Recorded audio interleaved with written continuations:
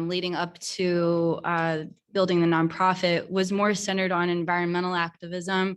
As a student, I started a campaign here called Take Back the Tap that was aimed to reduce bottled water. Then I ended up working here too as a sustainability coordinator, and I was able to broaden what I was doing as a student, but to higher ed. So I've always been very fascinated at our human connection with the natural world, because I feel like it's all connected, even though we've definitely kind of gone a different way, I would say, humanity.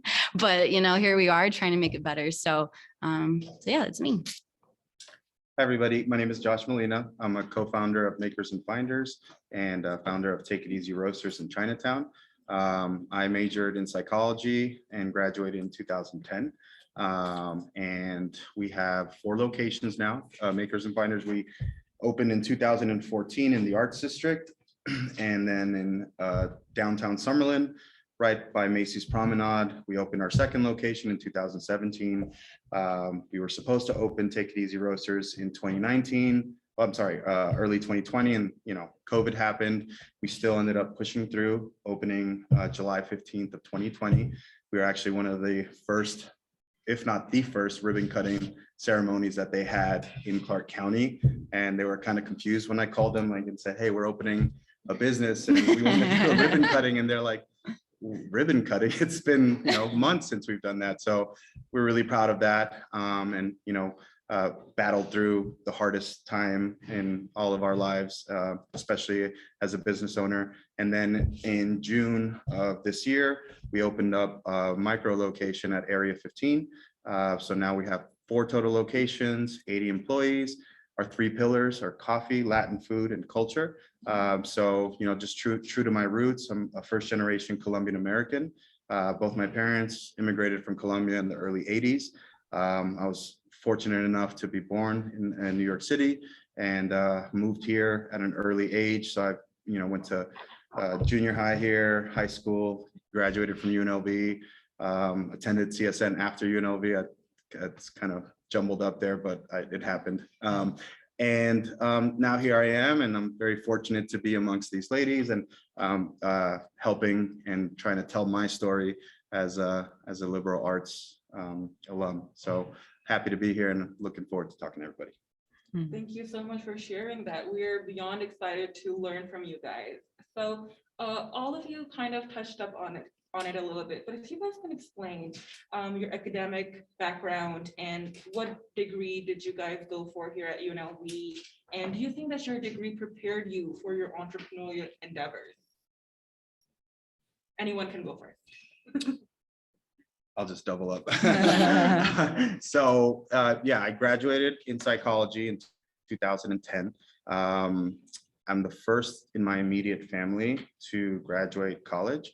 It wasn't something that was really pushed for in our household. It's more like, hey, work hard, find a job, stay in that job for as long as you can, and retire. I chose a different route. I became really interested in humanities and psychology in the 7th grade.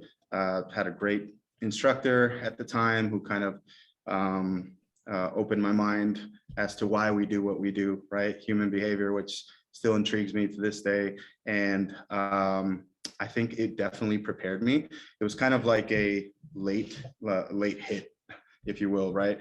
Because my focus was solely on the business, growing it, making sure that we understand where the money's going in, where it's going out. But later on, as we grew and started scaling, and now we're up to 80 employees, it's really now where I've realized that my preparation at UNLV, I've opened up my cognitive behavioral therapy book several times over the last few years, because at the end of the day, I'm in the people business. The restaurant business is something that personalities and interpersonal skills, communication are vital. And in my opinion, probably the most important thing. Yes, the numbers tell you a wealth of information, but there's something beneath that, which is interpersonal skills and connecting with people, building a culture with your team. And I think that psychology really at the time I didn't know, but it really did prepare me to be an entrepreneur.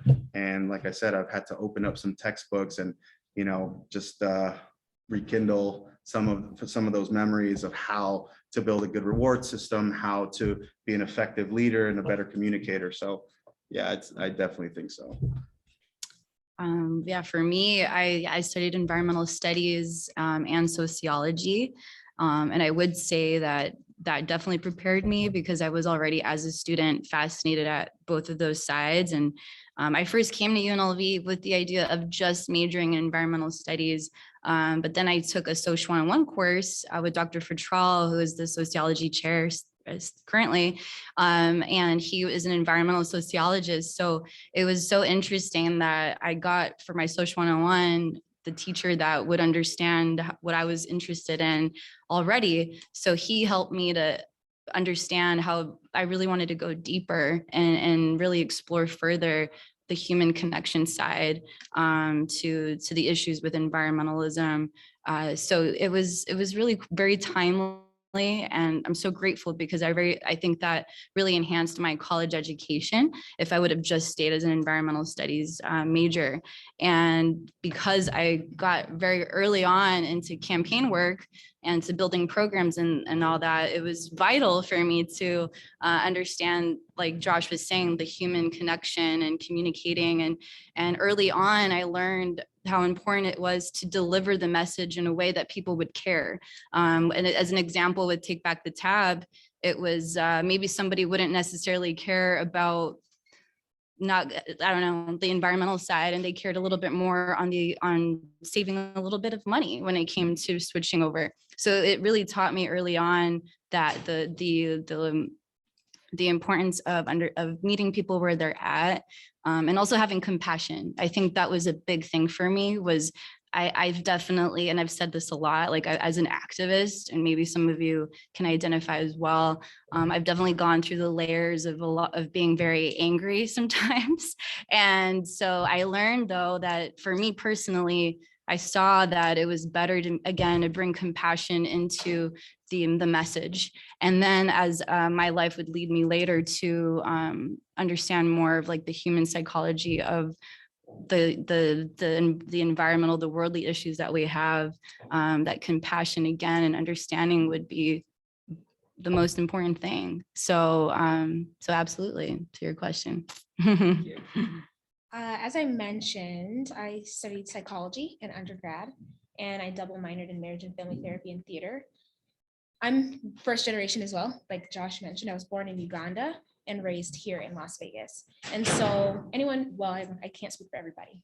My first generation experiences, and I have talked to a lot of African first generation young people, that there's an expectation that education is high priority.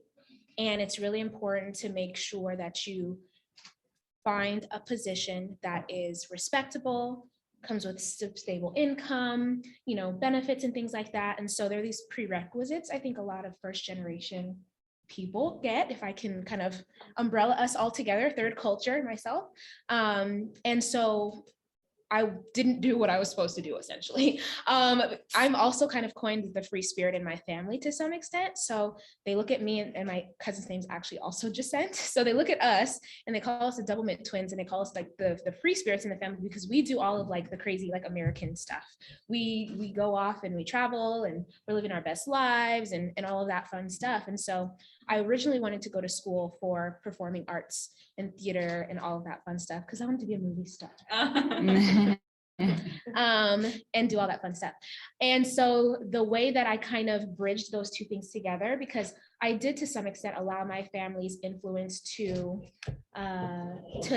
support the decisions that I made, right? So trying to take what they mentioned in stride, and how can I blend that with knowing what I wanted to do in my life.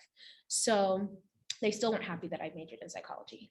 But, I was like, well, if I go to school and I get my license to be able to see clients, I can open my own practice, create my own schedule, and still be able to go on auditions, perform as I like, shoot films, have the flexibility that I desired, right? And so that's how I kind of blended them together. And I was like, why can't I have my cake and eat it too? And so that's essentially what led to this kind of interesting blend of psychology plus theater, which then led to marriage and family therapy.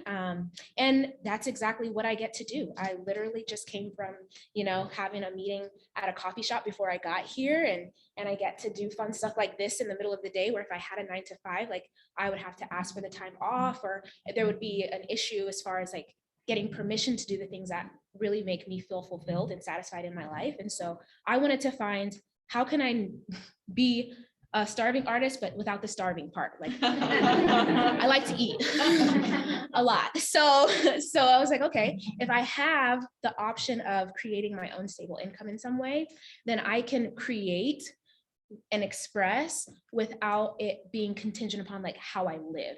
So now well, the money stuff is a whole separate situation, but because of the way that I've positioned myself and the choices that I've been able to make, now I ask my friends who are in film, I say, so how much do I need to set aside to create a short? And I can fund creating my own opportunities and my own creative work because of the choices that I've made. And the schooling has helped in that way, because when you're strategic about the decisions you make, you being here in this room is a strategic decision that is going to help you move closer to what you want to see happen in your life, if you let it, right? So, did all of school help with preparing me for the real world and the workplace? No, not 100%. It prepared me to do specific things. I'm really great at what I do. But, right, we have to recognize that there's going to be certain gaps in what we're getting and how to fill the gap. So this, you being here, I assume it's not like a class. This is not credit, right? Some of it is, right? So the thing is that for you to be able to understand, well, if I'm going to school for X, Y, and Z, what gaps do I need to fill in order to be able to go into the marketplace, be competitive, and communicate how much value I'm adding to that space? And that comes from being in rooms like this, connecting with Jessica and Jenna, taking advantage of the other opportunities you have on campus to be in clubs and to go on the trips and whatever the case may be. So yes and no, the education in and of itself will help you to learn and master information. Your ability to apply that information, network, which is really huge, and be able to fill in the gaps of what you're not getting as far as schoolwork is going to be, the well-rounded way of preparing for the world and the workplace. Thank you so much for that, because I think as liberal arts students, we hear a lot of the time that we can't have our cake and eat it too. You can. You can? I can? I love it. Oh my God, yay. Thank you so much for that, because we are a passion-driven college, and passion seems to be, at least for me and a lot of my peers, center of everything. So can you guys tell us a little about how your life was prior to your business and your organization? Much simpler. That's for sure. I mean, for me personally, and I've kind of spoken to being first one in college in my family, and moving through the ranks, if you would, in life. For me, it was just, I think if I were to boil it down, it's just curiosity was I think my biggest asset. I was very interested in making money, learning things. And so at an early age, I was always involved in some sort of entrepreneurial pursuit. I mean, early on, I was cutting hair till I had like, a steady 15, 20 clients. I was selling books actually from UNLV. So my father, he retired from UNLV as a groundskeeper. At the end of every semester, he told me one day, he's like, hey, Josh, like there are tons of books that students are just tossing out. And so I became interested and curious, and, we all know the value of textbooks, right? And so I kind of found a little niche. I was like, hey, some of them are older edition, but I opened up an Amazon store, and next thing you know, I was selling 20 to 30 books a month. And I think that was really kind of that mentality, that spirit of like, I don't know what I'm doing, but I'm going to keep trying, and I'm going to find out what I'm good at through trial and error. And that was the majority of my life in the beginning.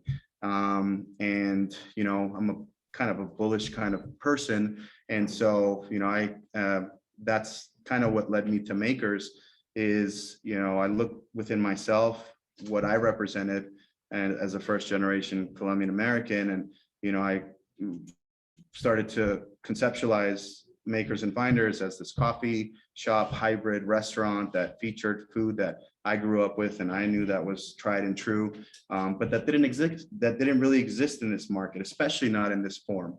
That was an easy to navigate menu, very approachable, not like that hole in the wall. They're like, oh, it's so good, but you know, we only go there once in a blue moon because you know it's a hole in the wall. It's like there's you know language barriers. You don't really know the food, but you know it's great, right?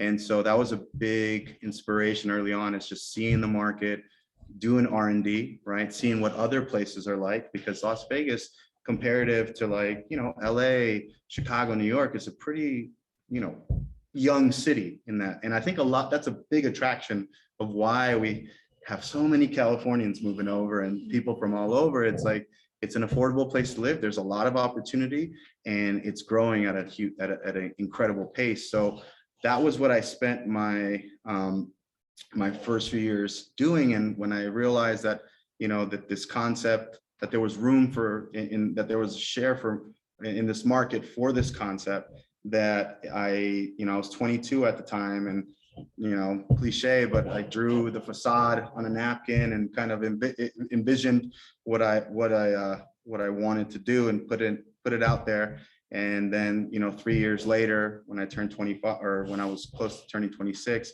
we opened Makers and Finders in the Arts District.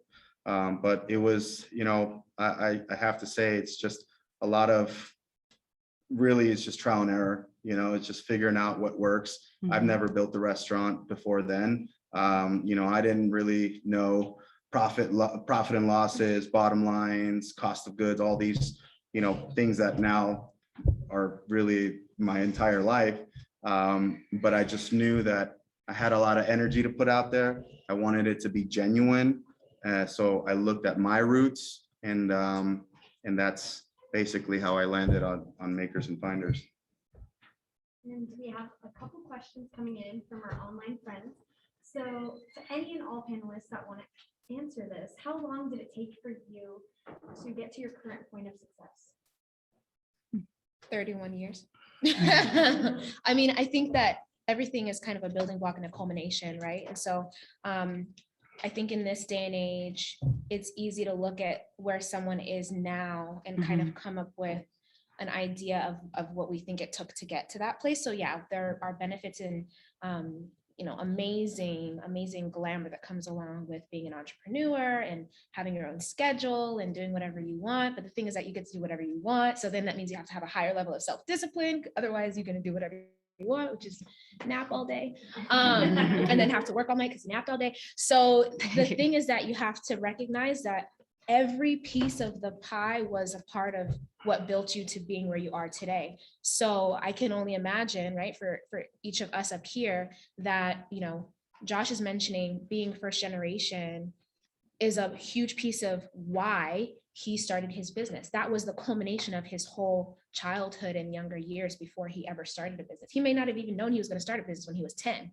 but the experiences he was having at that time contributed to the ideas he then had later on. And so I say it took 31 years because it took at least that. And to make it more so is that, what did my parents have intention for me when I came into the world? Like, it's the culmination of all of those things to me. So the business part alone, probably the last since 2015 for me, because while I was in grad school, I was in my professor's ears. I was letting them know I wanted to teach and I wanted to, you know, learn more about how to have my own practice and things like that. And that comes from being really strategic and intentional, and leveraging the relationships you're building now, because Jessica might be able to hire you for something when you graduate, if you continue to, you know, be someone who is timely and executes and expresses an interest. And so I was asking, and in my professor's ear, when I graduated December 2015, I was teaching here at UNLV January 2016.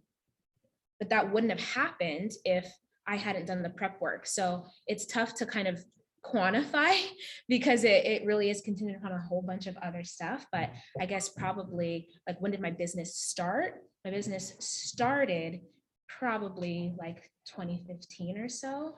But it was kind of prior to that too. I wanted to actually add on to your earlier question, because I'm also first generation. I come from a Mexican and Spanish family, similar values systems. And prior to Love Yourself Foundation, I was actually working here at UNLV as a sustainability coordinator. I had the steady job, the benefits, the salary, like textbook. My parents were super happy with me. However, I was not well. In 2016, 2017, that's when I went through my period of depression, panic attacks, anxiety. I went through a near-death experience. The near-death experience showed me how I wasn't living. And it showed me that all the things that I was still wanting to experience, and I came so close to not experiencing it. So from then, one of my big dreams, since my family is from Spain, was to live in Spain. And because I'd only travel there my summers. And so that summer, after I went through my near-death experience, I was in Spain. I had all this money saved. And I was like, okay, I think this is the time. I'm going to quit my job. I'm going to stay in Spain. And that's exactly what I did. My parents were very upset with me. I had to tell them, though, what happened. And surprisingly enough, they were just so compassionate toward me and just happy that I was okay. All that happened without them even knowing what I was going through. And, you know, with the proper help, therapy, all the things to help myself, I was able to get out of that. And so that year, I kind of took a sabbatical from my regular activism work, and I ended up teaching English in Spain for a year. And through that time, that's when I had the ideas of Love Yourself Foundation, because one of the things that really made me very confused growing up was why we don't care about the planet. Like when I was a child, I became very environmentally aware, and my whole life I was like trying to solve this problem. And then, you know, when I'm going through my mental health journey, I'm like, wow. And I started looking at the statistics. I'm like, okay, depression's on the rise, anxiety is on the rise. Our environment is being destroyed and it's all terrible, right? I'm like, there has to be a connection with all this. And so because of what I was going through, becoming more aware and my passion, I decided, you know, let's do something where it combines all of it. And so, of course, back to my parents being really upset with me. And now they're like, oh, wow, okay, it's working out for you, you know. But, you know, it takes a lot of determination and your passion. I tell people all the time, I'm like, keep that passion alive. Yeah, the education helps. Yes, the networking helps. But at the end of the day, you are your driving force. Without you, there's none of that. So take care of that, because that is the most important thing, and take care of yourself. So there's my spiel. Thank you so much for that, Monica. I feel like a lot of us, especially as students, we put so much pressure on ourselves that you can hit the gas as hard as you want, but if there's no fuel left in you, your car's not moving anywhere. So, you know, it's not going anywhere. You can't. So yeah, thank you to know that if you're good, if you're your best self. I love that. Isabella, do we have Yeah, we have lots. So for anybody, again, how did you get people from consumers to investors and all in between to believe in you and invest in your ideas?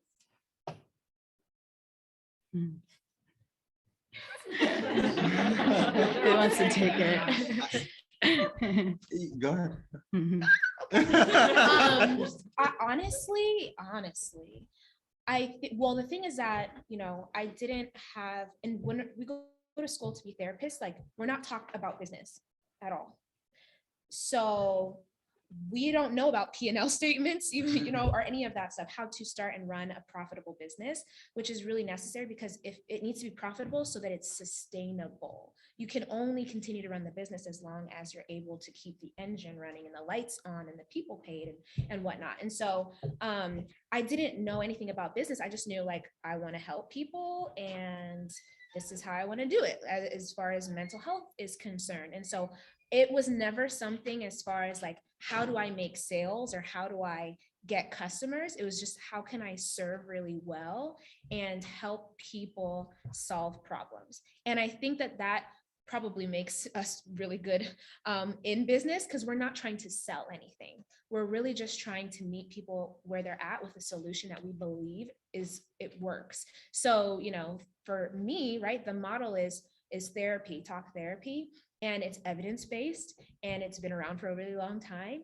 And so I believe that having mental health services helps people to be able to manage the stresses in their life, transform their mindset, and live really well. And so because of my belief in the process, it sells itself, if that makes sense. You know what I mean? And so I think it really is understanding, you know, what the problem is that you're solving as a business owner. You really have to understand what the problem is and the pain point for your specific clients, and then being able to understand how you uniquely are solving that problem for them. Because an entrepreneur is someone who says, I see a problem in the world and I have a solution that I think no one else has. Because why else would you start a business? Like, it literally doesn't make sense. You know what I mean? So Balenciaga, Reebok, Nike, they all sell shoes, right? But they're saying, Balenciaga's saying, well, people need to have stuff on their feet, but we're going to give them luxury stuff to put on their feet, right? And Nike's saying, we want you to be the best athlete, and you don't even have to be on a team.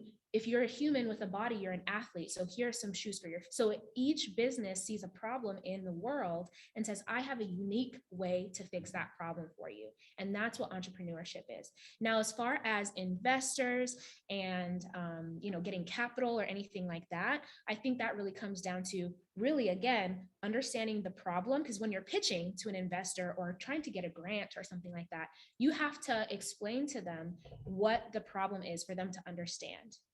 And then you have to, you know, emotionally, right? Because people only ever pull the trigger on things that they feel like doing. I felt like getting some tea today, so I got some tea, right? And so you have to emotionally get them enrolled into the vision, right?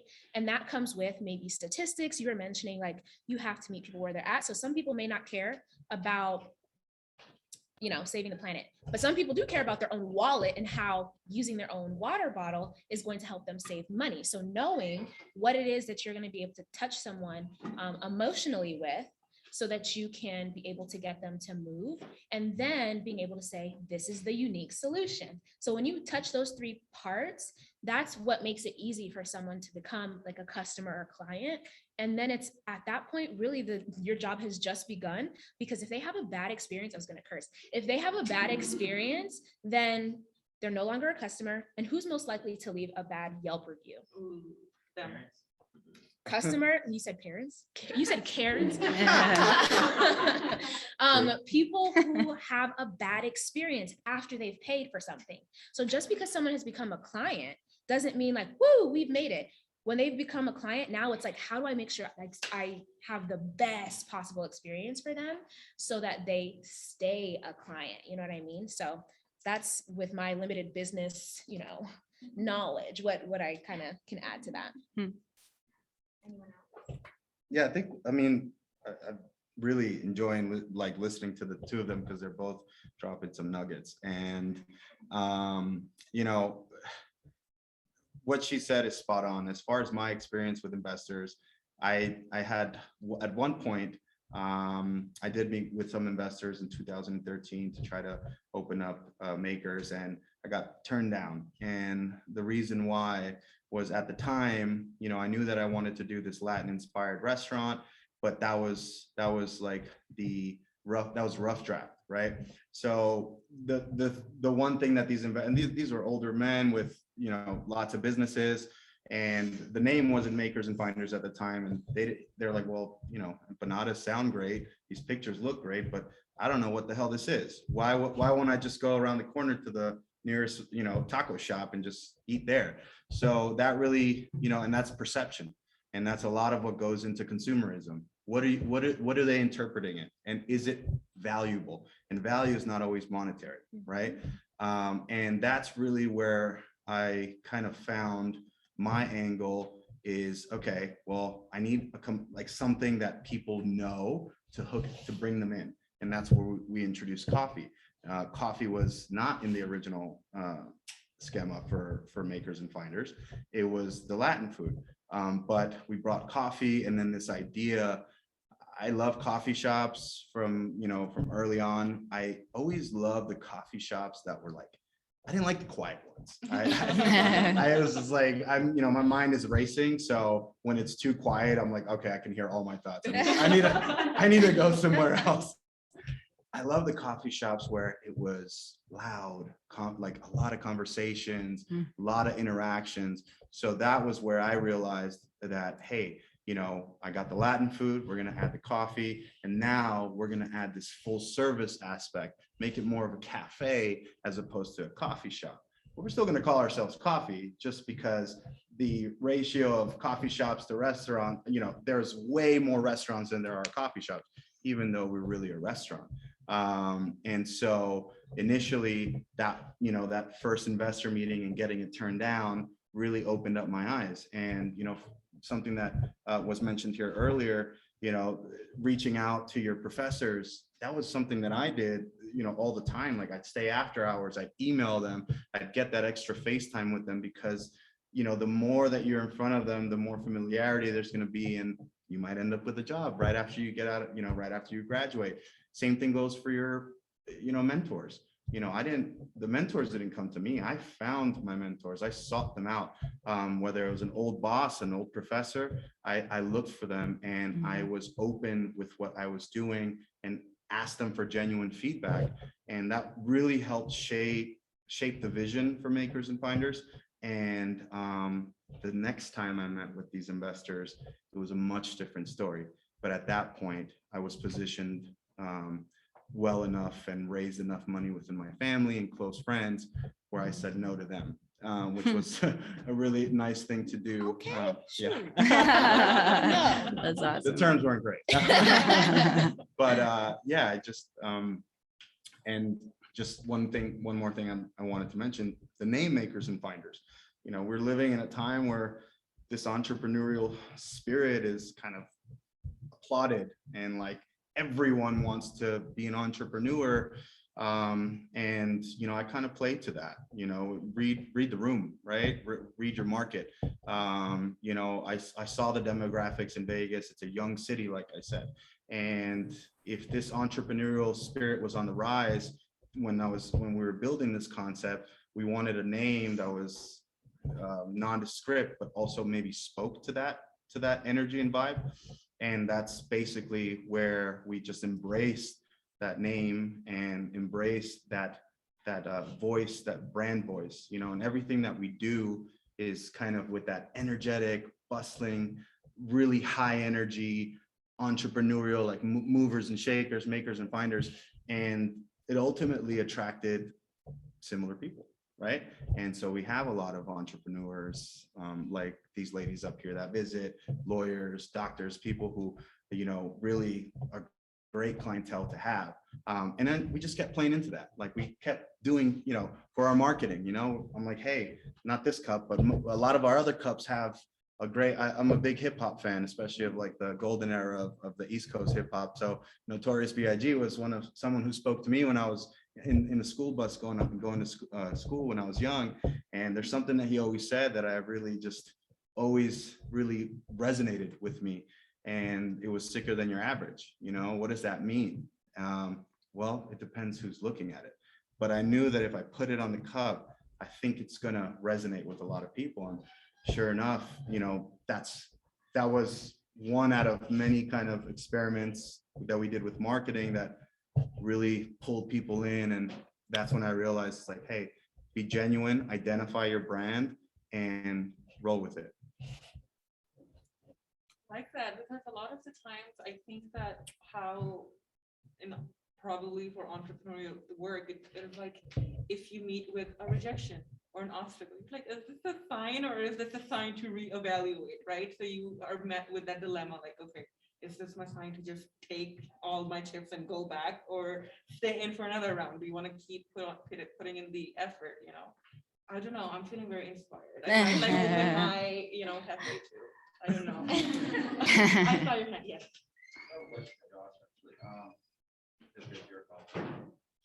Coffee shop owner. How do you go about preventing, like, obviously this is kind of like a paranoia idea, preventing someone from just running off with your idea if you pitch it to them? Like, if you don't have the means to make Yeah. like, Yeah, it's funny. I've thought about that before. And I think there's something to be said about how genuine you are when developing and conceptualizing it. Like, I look to myself and what I represented, and really Makers is just me, but in a cafe. So I felt that, especially nowadays, 2021, I can find out, how to run a cafe through YouTube and Google, like, really, you know what I mean? But there's something to be said about kind of representing your idea in a genuine way that speaks to you, because we all know that it's really easy to spot out BS. I almost cursed also. So I think just, yeah, anyone can make the food that I make. Yes, there are special recipes, they're Latin inspired, but they're well known as well.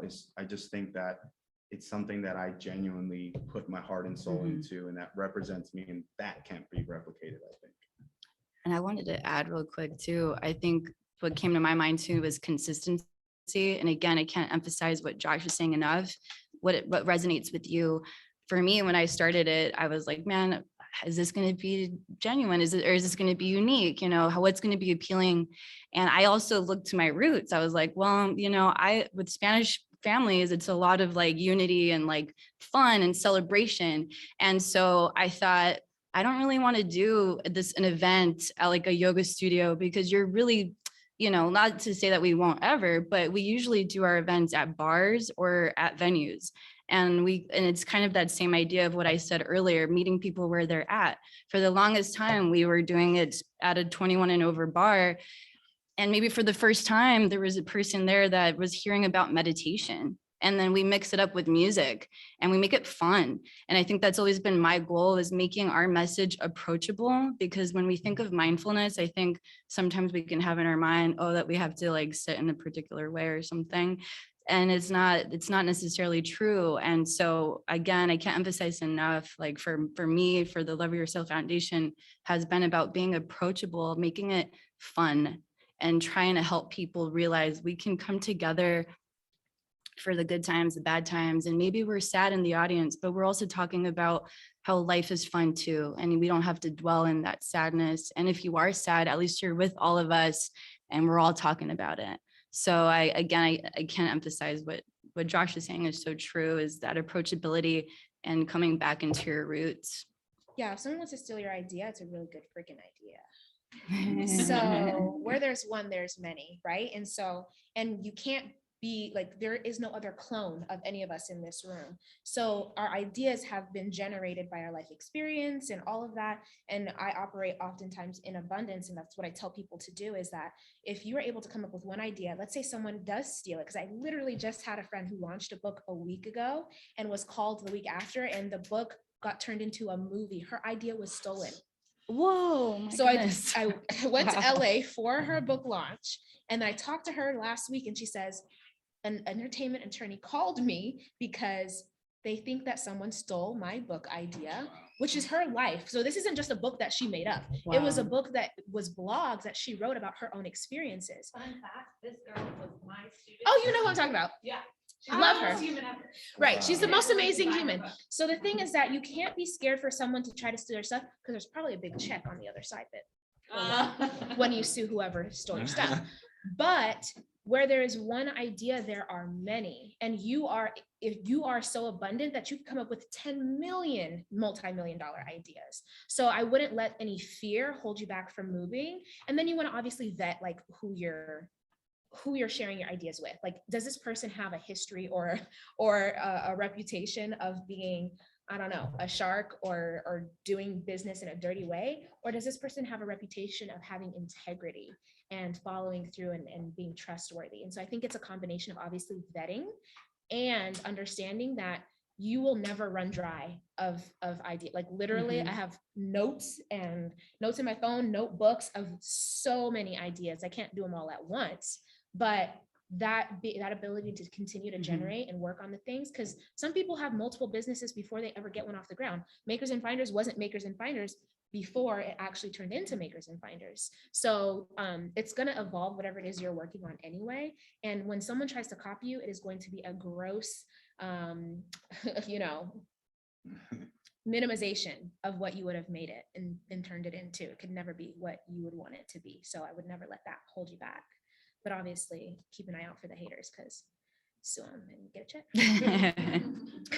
That is- But this coffee, tea shop, drink. You can do them both. Yeah. I have literally, Yeah. that's Lynn Jerome. She went Oh, to yeah, school, got yeah. her JD, and she literally owns like 4 coffee shops Yeah. now. So she's a lawyer and she's a coffee That's shop awesome. owner. So you can do them both at the same time. I don't know about that, but you might have to work out your timelines and things. So you guys shared a lot of amazing positive experiences with your individual businesses and organizations. So since we're on the topic of idea stealing and all that, not fun, fun side of being an entrepreneur, have any of you had any like experiences like that with your business where someone did you wrong and you were like, oh God, only if I knew better? I literally had someone call me a thief recently. Oh, no. That wasn't fun. And I literally had someone else send a message through our messaging system. They messaged my therapy practice, do you take insurance? I responded with our template. We don't take insurance. Here are your options. Reach out to your insurance. They'll give you information. We have cash pay options and we have sliding scale packages. And this person replied back to me, some vulgar terminology, like, get off of my effing line. I'm calling the police. I'm like, what? Like, you're always gonna have to deal with different personalities Yeah. and things coming up, people being unhappy, even when you follow through on the service or product that you give to them. There'll be people who try to charge back and say that you essentially telling their bank that their purchase was fraudulent when they actually paid for that thing. Like, people are gonna call you a liar, a cheat, a stealer. I'm on social media and people have attacked my marriage. Like, there's so many crazy things that could come up amongst like having a crazy schedule and being sleepy most of the time and questioning whether I should go back to getting a 9-to-5. Will I do it? No.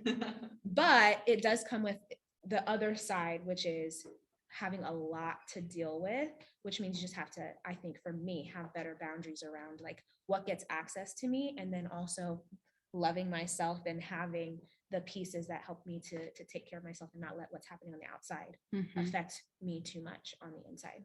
Yeah. I think for us, I mean, we haven't had too much negativity, honestly. And when that's happened, it's made me realize that potentially maybe we've triggered that particular person in whatever they might be going through. An example came up to my mind. We had a little write-up on DTLV, this Instagram page on the organization, and someone called us a cult. What? So our nice, group picture that we have. What are all these happy people doing? So, it's, and again, of course it affected me, but at the end of the day, I was like, well, maybe this person, I don't know what they're going through, right? I know that we're not we're a nonprofit. So, we're just our message is on love and wellness and good things, really. So again, it just going off what she had just said, it's, realizing why you're doing it, and you're not going to make everyone happy. That's just the reality of life. And I think just having that in your mind, at the back of your mind, will help. Yeah, I definitely, the cost of doing business. The cost of doing business. It's not just monetary, it's life energy, family events. There are so many things that, sometimes you can't fulfill or partake in, and attacks, negative, disgruntled employees. Keep in mind, if your business is succeeding, that means you're growing. To grow, you are going to come across more customers, guests, employees. The probability of one of them not digging your vibe, it grows with each person that comes in that encounters you in your business. It's funny, she said something about fraud. I just filed a police report last week because, I mean, I have someone scam, and we launched an app. So you can order, earn rewards, fill your wallet up for makers and finders. And one of these scammers figured out that he's going to load up the wallet with a bunch of funds, fractional deposits, and now it's totaled over $1,500, and then refute the charges, but then try to come in and use that wallet to buy food and beverage. We caught on really quickly because we have, we're very vigilant about these things. And, we were going to let it go, but then he came in again last week and, kind of threw it on us and said, oh no, you guys are singling me out. And I'm like, you know what? He made our staff feel uncomfortable. I'm not letting this go. And so there's going to be a lot of that. And I think I just want to let you know that you need thick skin. Don't ever be discouraged. I've had bouts, especially within the last 2 years, because, we've really grown a lot, especially these last couple of years. And a lot of people know who we are now in Las Vegas as a business. And, there's been a lot of self-doubt. And if a lot of us are here because we want to improve, but being someone who is very self-aware, chances are you might be very self-critical as well. And I know I am. And so I am my biggest critic. And then you pair that with, there are waves, you have great positive feedback for a few months. And then all of a sudden when it rains, it pours. And so I've had to really dig myself out of these mental holes of like, am I who I think I am? Like, because it's really hard. Like when you're in business and, you're giving up your whole life and sleep and I also have a 4-year-old, so I'm trying to be a father as well. And, you bring that energy down, you're feeling vulnerable, and then you start questioning yourself. And I've had those moments over the last couple of years a lot. So just remember, pack it in. If it's a bad day, get what you need to get done, go home, get an early night's sleep, because tomorrow could be a better day, right? Sometimes it's not. But just understand that that's life.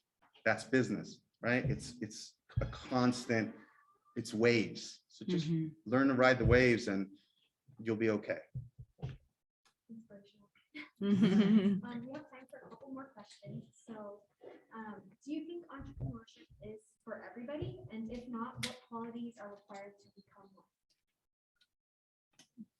I'm African, so I feel like entrepreneurship is kind of like the original way of doing things personally. Because if I think back to like back when people were hunters and gatherers and whatnot, like everyone was bartering and trading for something. So to me, it's kind of the original way of doing things, is at least understanding how to exchange things, goods, services for value. So I think everyone has and should cultivate an entrepreneurial mindset. So even if you work at an organization, a 9-to-5 corporation, you should still have the entrepreneurial mindset, because you are trading goods and services within that organization to receive a check. And the check is coming this away, not that away. We're not going to work and paying them for us being there. So by virtue, we're adding value and we are an asset to that company. And so when you understand that and really dig into how to leverage understanding that you're an asset, that's when you're really able to create, whether you're in a 9-to-5, a career that you're really proud of and excites you and you look forward to going to, as opposed to like driving past your job like I used to want to do,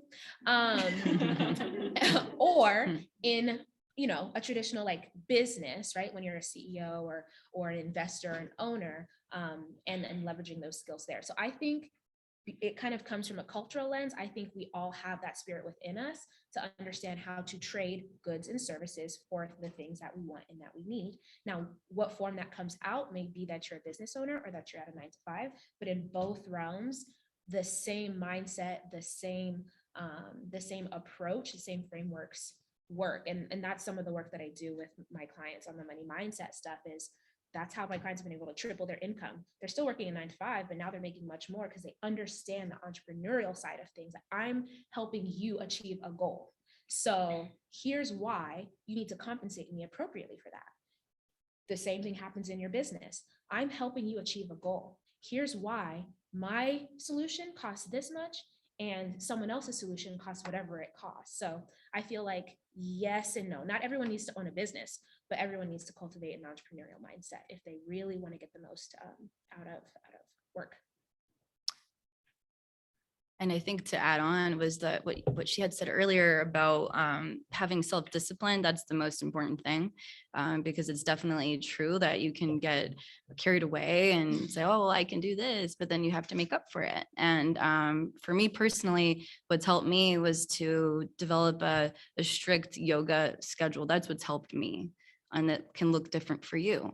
And again, knowing that at the end of the day, I'm the person that I need to answer to. So, and I can be, like Josh said, also self-critical. So it's being kind. I think good skills is being kind to yourself, having good self-discipline. And again, knowing that going back to that passion, that's that driving force, whatever idea you have, believing in yourself, you are your biggest cheerleader.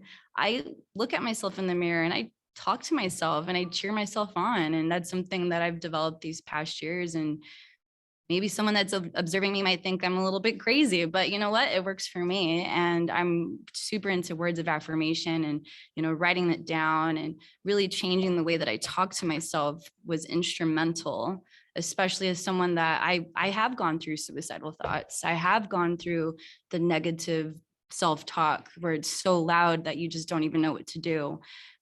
So having gone from that and to see where my mind's now, it's like, it's possible to get better. It's possible to heal. But it's a daily practice that you need to treat yourself well. That's the most important thing. Thank you so much for opening up and sharing all of that. I think that everyone here agrees that we are inspired. We learned a lot. Like, I'm not kidding. I'm gonna open my own cafe, Josh. I'm gonna give you competition. I'm sorry. I'm gonna steal all your. No, I'm joking. Okay, so thank you so much, you guys, for taking the time and talking to us. It was wonderful learning from our COLA alumni. And thank you all for attending our career and professional development workshops.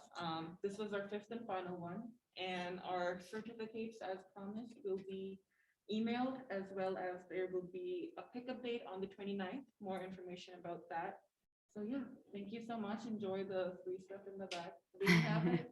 That in the back? Yeah. So thank you. Feel free to stay back and. Oh, yeah. Yeah.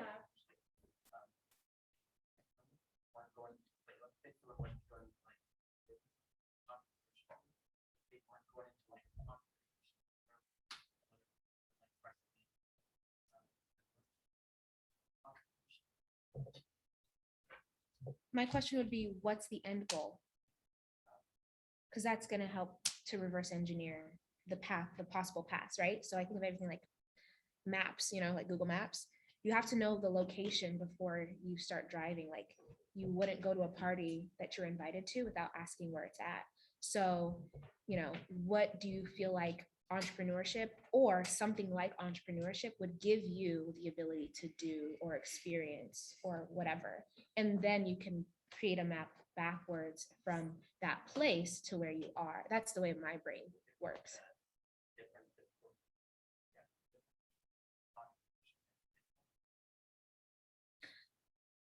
Well, you could be in business, work in corporate, right? You're still in business. You're an accountant. You're still working within businesses. But entrepreneurship, when you're like starting businesses or investing in businesses, you'd have to decide what route, whether it's real estate or, because there's so many. Literally, if you can think about it, it could be a job.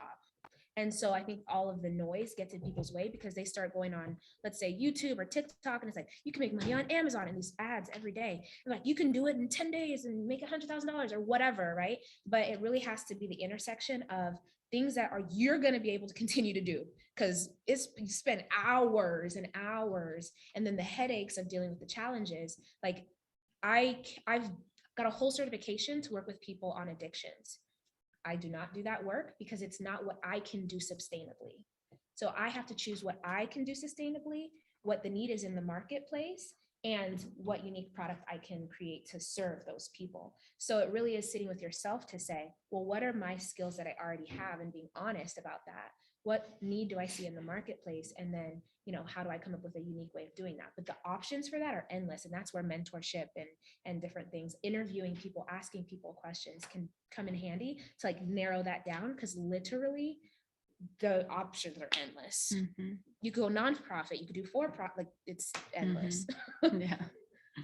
Well, thank you. You guys, if you guys would join me in thanking our wonderful panelists.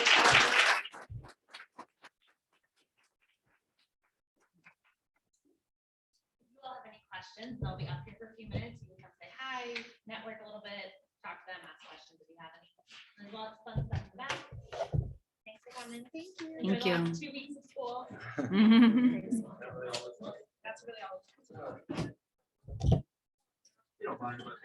Yeah, no, for sure.